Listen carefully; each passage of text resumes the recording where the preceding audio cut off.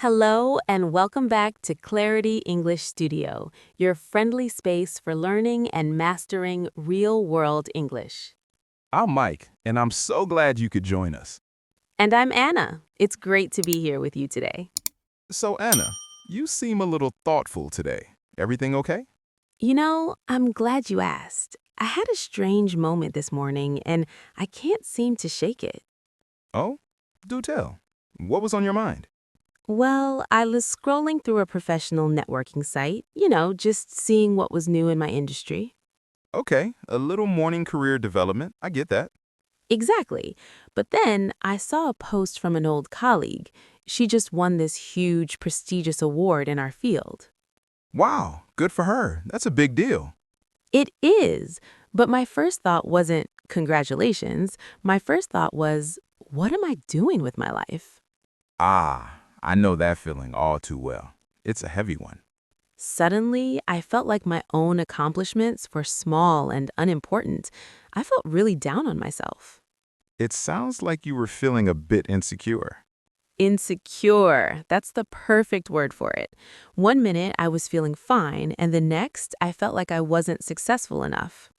For our listeners, the word insecure describes that feeling of not being confident in yourself or your abilities. It's a feeling of self-doubt. And it's amazing how quickly that feeling can hit you.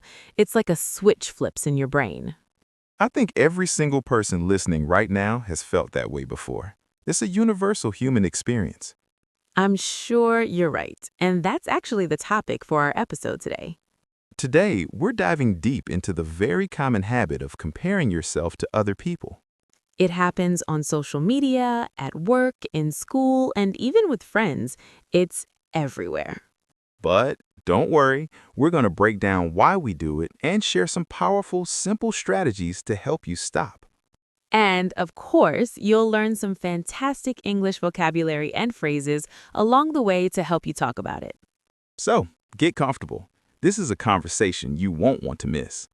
All right, Mike, your turn to be honest. How often do you find yourself comparing your life to someone else's? Oh, it's a constant battle. I'm getting better at managing it, but yes, it definitely still happens. Can you give me an example? What does it look like for you?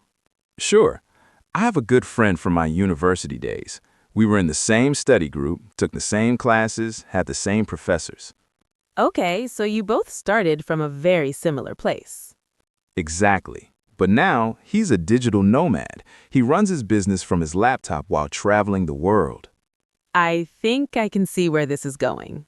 His social media is just a stream of photos from Bali, then Lisbon, then Costa Rica.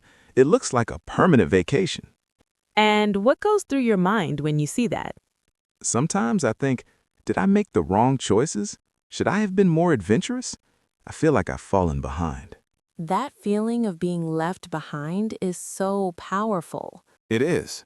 Left behind means you feel like everyone else is making progress and moving ahead, while you're stuck in one place.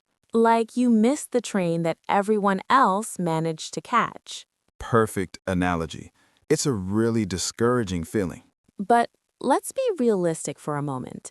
Your friend is probably not showing you the difficult parts, right? I know that logically. I know he's not posting pictures of dealing with visa problems or being lonely in a new country. He's showing you his highlight reel. A highlight reel. That is the perfect phrase for it. Can you explain that for our listeners? Of course. A highlight reel is a collection of the best and most exciting moments. Think about a movie trailer. A trailer only shows you the funniest jokes, the biggest explosions, and the most romantic scenes. Exactly. It doesn't show the boring dialogue or the slow parts of the story. It's designed to look amazing. And that's exactly what people do online. They post the promotion, the engagement, the beautiful sunset. Nobody posts, I had to work 12 hours today, or I had an argument with my partner. So we are comparing our entire real life with all its ups and downs to someone else's carefully selected best moments. When you put it like that, it's obviously not a fair comparison. It's like comparing your daily life to a Hollywood movie. That's a key takeaway for everyone. What you see online is not the full story. It's just the highlight reel. But Let me ask you this, Mike. Do you think comparison can ever be a good thing? Can it be a source of motivation? That's a great question. I think it can be a double-edged sword. A double-edged sword? What do you mean by that? It means something that has both positive and negative effects. On one hand, seeing my friends succeed can inspire me. How so? It makes me think, wow, that's possible. He's achieving his dreams, so maybe I can too. It can light a fire under me. That's interesting because for me, it almost never works that way. It just creates pressure. So for you, it's not motivation, it's just a source of anxiety. Yes, exactly. I just end up feeling like I'm not doing enough, and then I start to beat myself up. Beat yourself up, that's an essential idiom. It doesn't mean physically hitting yourself, does it? No, not at all. To beat yourself up means to criticize yourself harshly. It's when that negative voice in your head gets really loud. That voice that says, you're not smart enough, or you should be more like them. That's the one.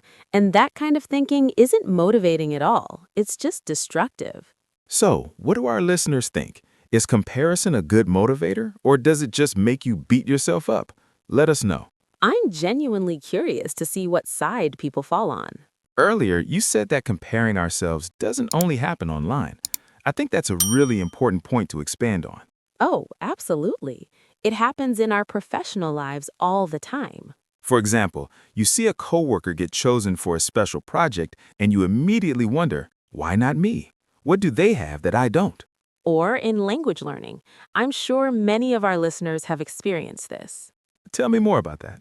You're in a class or a conversation, and you hear someone speaking English so fluently and confidently. And your first thought is, my English is terrible in comparison. Exactly. You feel like you can't measure up to their level. Measure up. That's another great phrasal verb. It means to be good enough to meet a certain standard.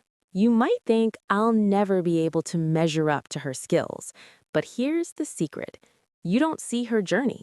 You don't know that maybe she lived abroad for 5 years, or that she practices for 2 hours every single day. You are looking at the middle of her journey, while you might be at the beginning of yours.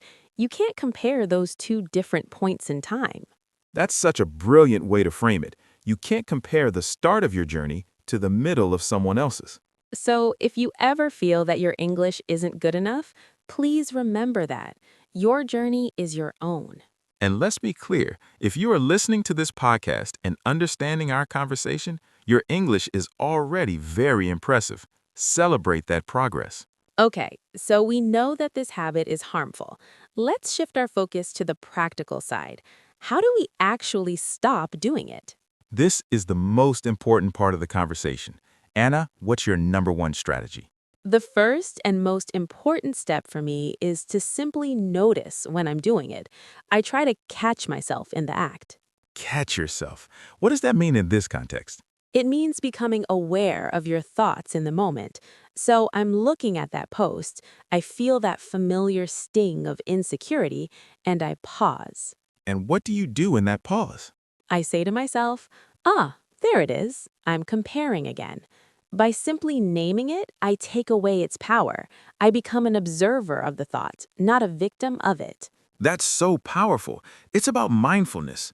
Most of the time, these thoughts run on autopilot and we don't even question them. When you catch yourself, you reclaim your control. You can then choose to put the phone down or change your thought pattern. I love that. My main strategy is a bit different. I remind myself that I am a work in progress. A work in progress. I love that phrase. It's so gentle. It means you're not a finished product. You're still learning, evolving, and growing. And there's absolutely nothing wrong with that. It's like a garden that you're still cultivating. Some flowers have bloomed, but other seeds are just starting to sprout. Exactly. You wouldn't judge a garden in early spring, and you shouldn't judge yourself for not being finished yet. Your life is still unfolding. That's a beautiful mindset shift. Another thing that helps me immensely is to practice gratitude. Some people call that counting your blessings. Yes, it means consciously shifting your focus from what you lack to what you have. So instead of focusing on the award you didn't win, you focus on the skills you do have and the projects you are proud of. And it can be much smaller than that. I have a warm home. I had a delicious cup of coffee this morning.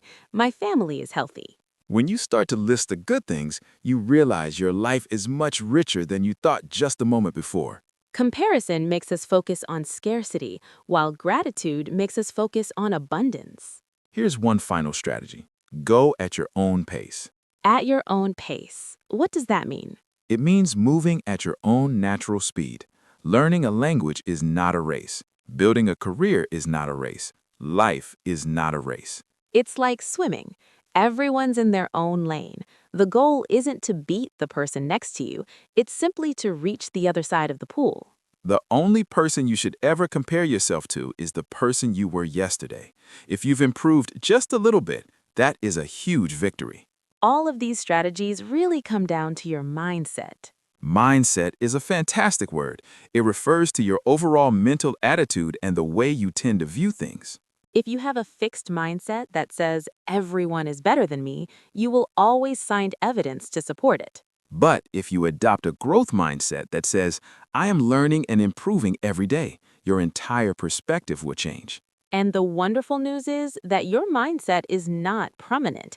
It's a skill you can develop with practice, just like English. Excellent. Before we wrap up, let's do a quick review of the key vocabulary from our discussion today. A quick word tour. Let's do it. First, insecure. That feeling of being unconfident and full of self-doubt. For example, he felt insecure about his presentation. Next, left behind. The feeling that others are making progress while you are not. When all my friends got married, I felt a little left behind. Highlight reel. A collection of only the best moments. Remember that their social media is just a highlight reel, not their real life. Beat yourself up. To criticize yourself harshly. Don't beat yourself up over one small mistake. Measure up. To be as good as a particular standard or person. He felt he could never measure up to a successful father. Catch yourself. To become aware of your own actions or thoughts in the moment. I had to catch myself before I made a negative comment. A work in progress. Something that is not yet complete. My painting is still a work in progress, but I'm happy with it so far. At your own pace. At your own personal speed. The course allows you to learn at your own pace. And finally, mindset. Your mental attitude or way of thinking.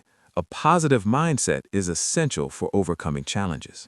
All right, before we go, we have a little piece of homework for you. We want you to practice both your English and your gratitude. In the comments below, please write one sentence in English about one small thing that you are grateful for today. It could be anything. I am grateful for the sunny weather. I am grateful for my comfortable bed. I am grateful for this podcast. Anything at all. Practicing gratitude is a powerful way to fight comparison. And if you found this episode helpful, please consider subscribing to Clarity English Studio and liking this video. It truly helps us create more content for you. Share it with a friend who might need to hear this message today. Remember, you are a work in progress, and that is a beautiful thing. Go at your own pace. Your journey is unique and valid. Thank you for spending this time with us. We believe in you.